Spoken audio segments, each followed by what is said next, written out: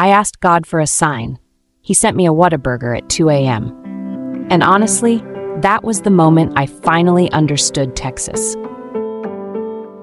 Because in London at 2 a.m., you're arguing with a kebab shop about whether they're still open, which they're not, standing in the rain, which it is, while someone plays drill music from a Peckham balcony 4 floors up. And somehow that also slaps.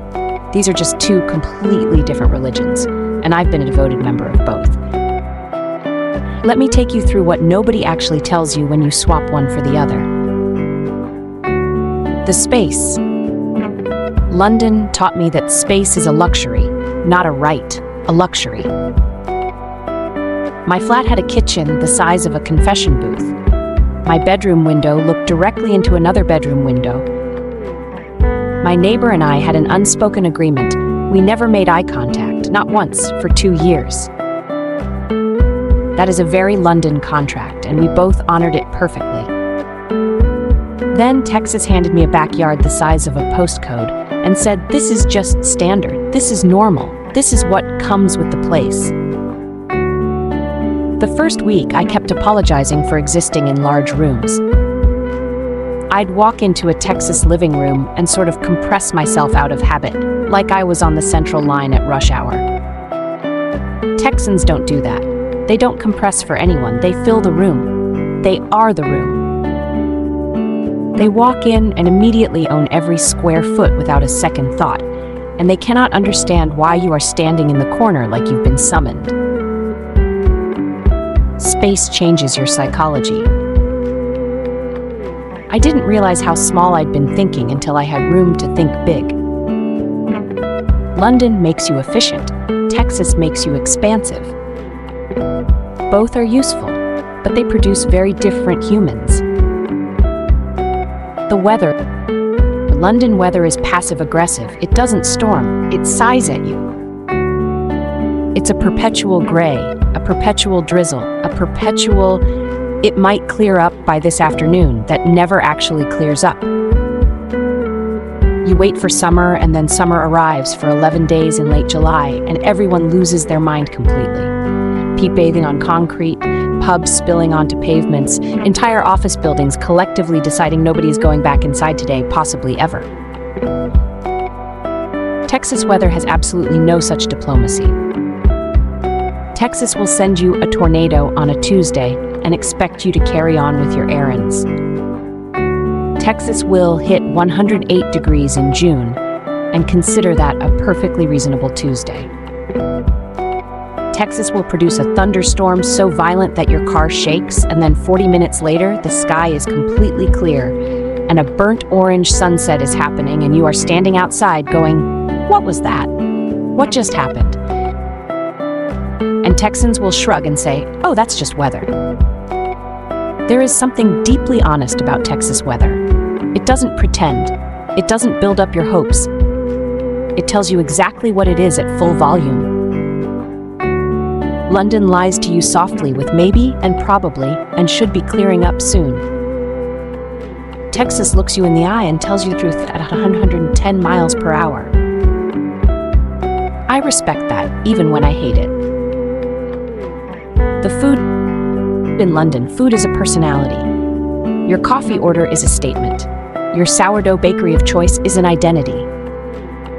There are restaurants in East London where the aesthetic is so considered, so deliberately uncommercialized, so aggressively casual, that you need a recommendation from someone who knows someone just to find the door. And the food is extraordinary. A Jamaican spot in Brixton, a Yemeni place in Shepherd's Bush, a Sri Lankan chef running a 40-seat room in Peckham that has a 3-month waitlist and no Instagram presence by design. London eats the world and does it brilliantly. Texas eats Texas, and Texas does not apologize for this. Brisket that has been smoking since before you woke up.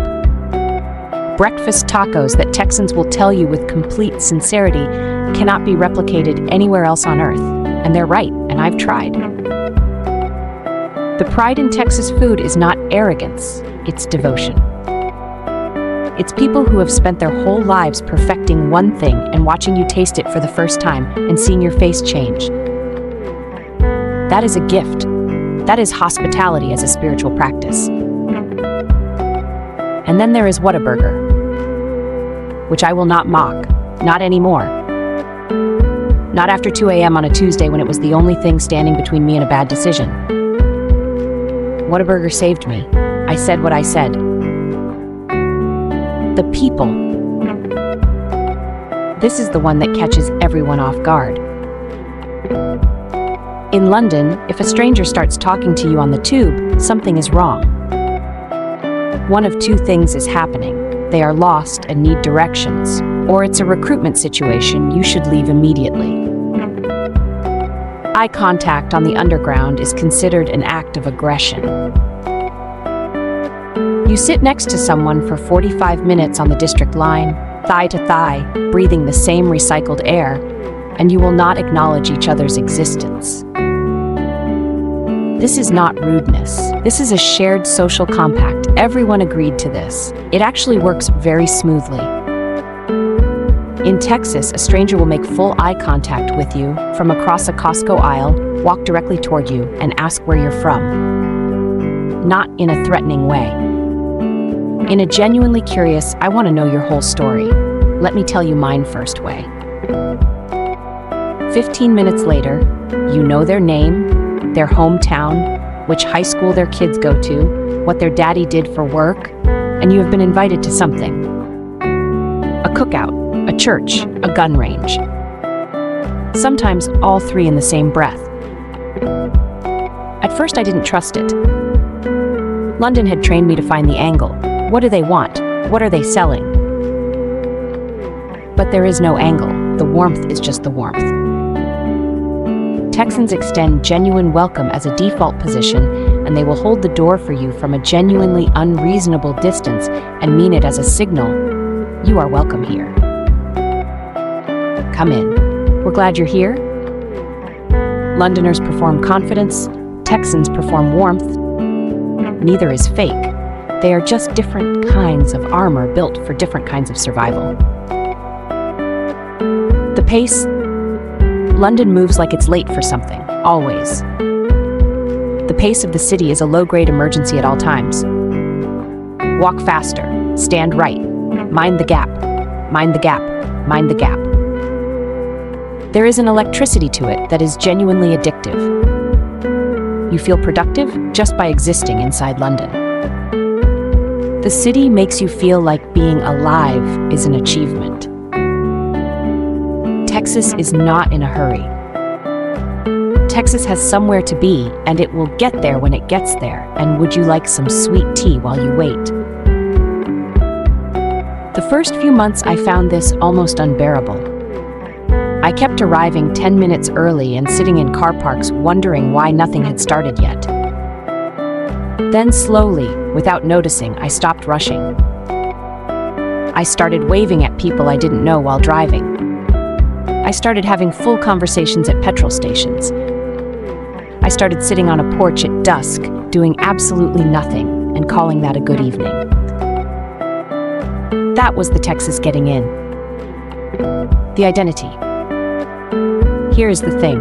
Nobody puts in the comparison videos.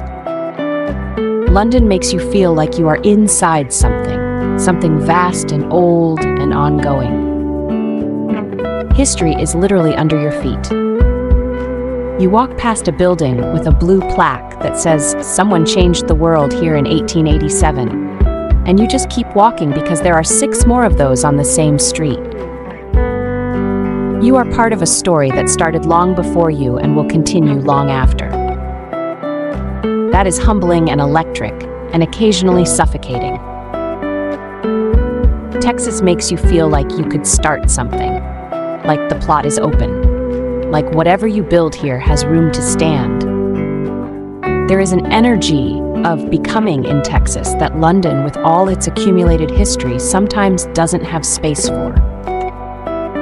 London says, "Look at what was built here." Texas says, "What are you building?" Depending on the day, I need both of those sentences. There are mornings I need the weight of history to remind me I'm part of something larger. There are mornings I need wide open sky and the feeling that it's not too late to try. The ending. I haven't picked a side. I'm not going to. I think what actually happened is I became bilingual in a way that has nothing to do with language.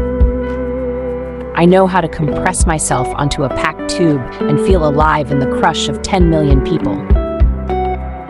I know how to slow down on a back road at sunset and let Texas go quiet around me and feel that too.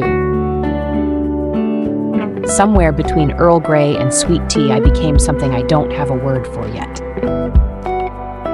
Texas probably has a bumper sticker for it, though. If you've lived in both or you're thinking about making the move, drop it in the comments.